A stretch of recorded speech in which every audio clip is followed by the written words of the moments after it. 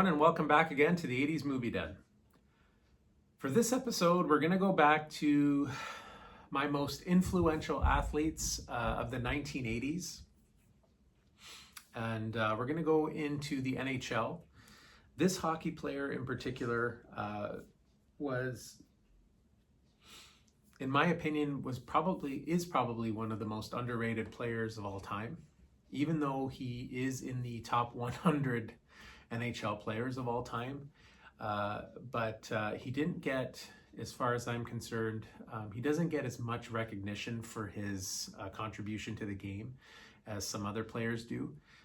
I believe it has a lot to do with the fact that he had a very short career by the standards, but he left a lasting impact in his short 10-year career. He did a lot of damage when he played. It was pretty amazing. And I actually remember when I was much younger, my parents bought me one of those little kind of hockey nets, the tiny metal, not like a mini stick net. I would say regular size net, of course not NHL regulation size, but probably like a 3x5 net or something like that. Not very big, or even smaller than that, but it came with a poster of this player, and I remember having the poster on my wall briefly as a kid, and just loving watching him play. He wasn't on my favorite team or anything, but he was something else. So who am I talking about? Who am I rambling on about here? I'm rambling on about number 22 of the New York Islanders. Some of you who are hockey fans or sports fans already know who number 22 of the New York Islanders is, and I'm talking about Mike Bossy. Bear with me, folks. I have notes with me because I can't remember stuff. So Mike Bossy was born January 22nd, 1957 in Montreal. He was very soft-spoken.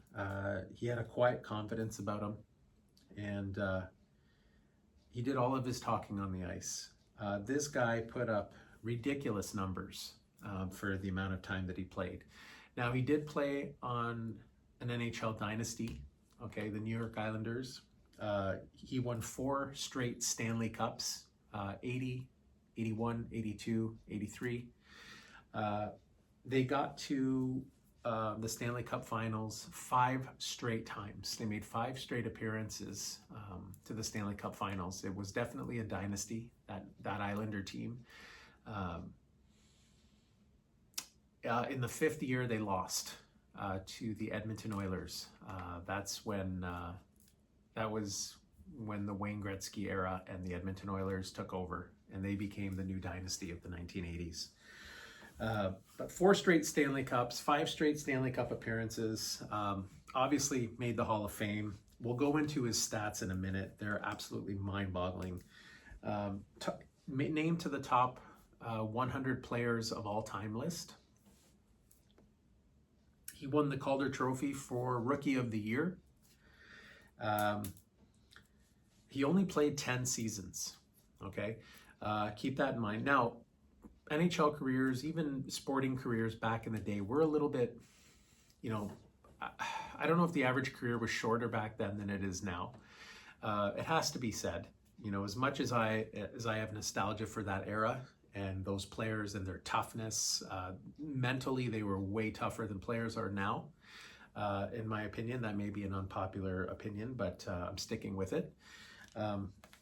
Players back then did not need a maintenance schedule. They were rich athletes, and they performed when they were called on to perform. But then again, the argument could be that because they weren't on maintenance schedules, their careers didn't last very long. But he only played 10 seasons. And in those 10 seasons, he played 752 games. He scored 573 goals, 553 assists for 1,126 points and a plus 380. 1,126 points in 752 games, obviously more than a point per game. 573 goals in 752 games. Just astronomical. If he would have had a 15 or 16 year career, he probably would have scored 1,000 goals.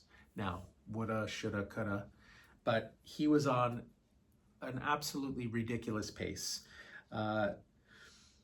He had 9 straight 50-plus goal seasons. Okay, no other NHL player in history, even Alex Ovechkin, who recently just broke Wayne Gretzky's all-time goal-scoring record, did not have 9 straight 50-plus goal seasons. That's insane. In 5 of those 9 seasons, he scored 60 or more goals. In 5 of those 9 seasons. So in my opinion, and a lot of people will argue this, that he was the greatest pure goal scorer in NHL history. People will talk about Alex Ovechkin being the greatest pure goal scorer in NHL history.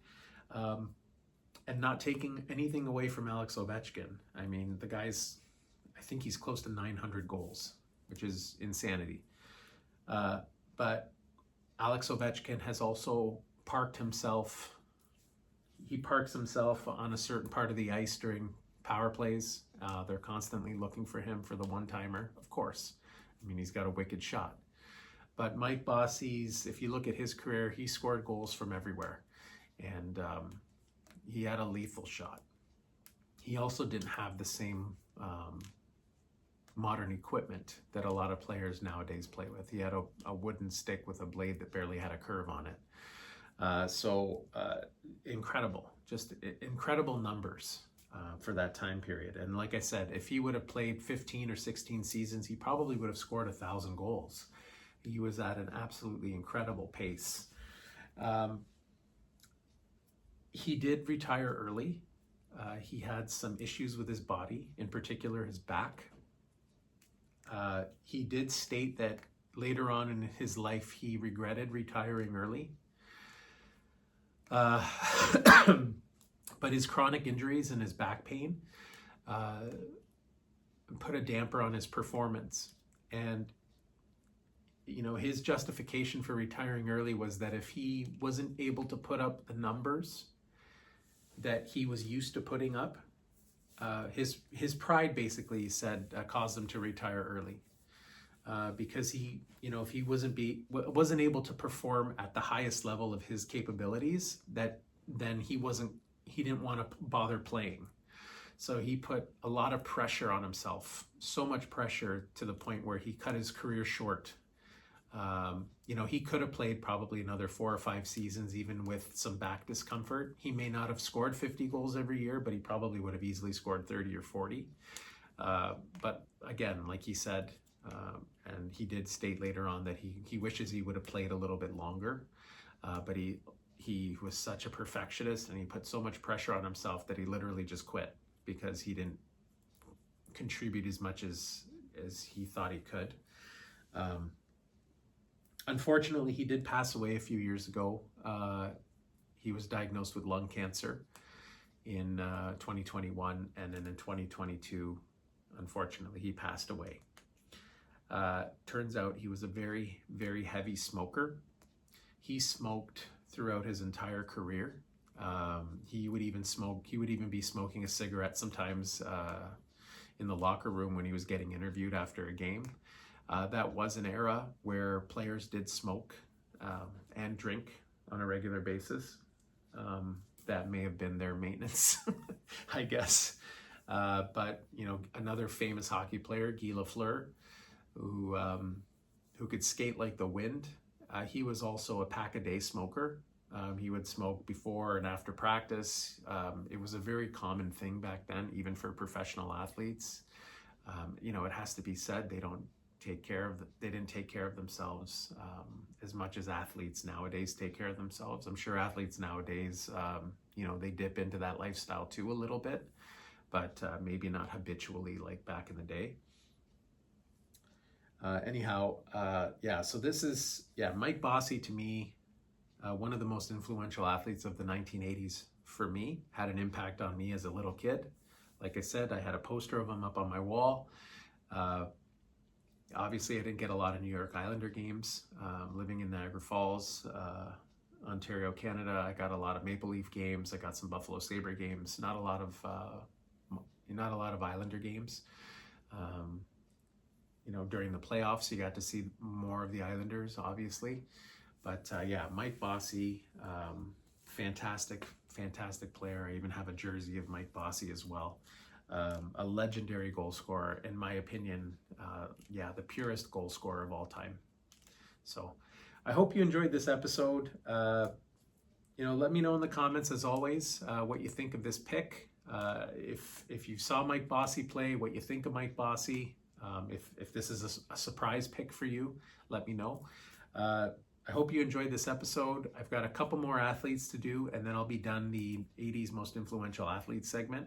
I got a couple more good ones to go. This has been the 80s Movie Den, and as always, we'll catch you on the next one.